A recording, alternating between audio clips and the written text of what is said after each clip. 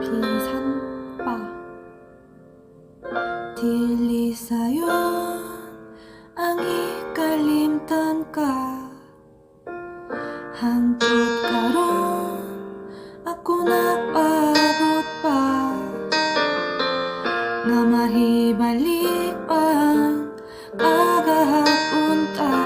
Bisan pa ug ako kikalimtan mo na, ha.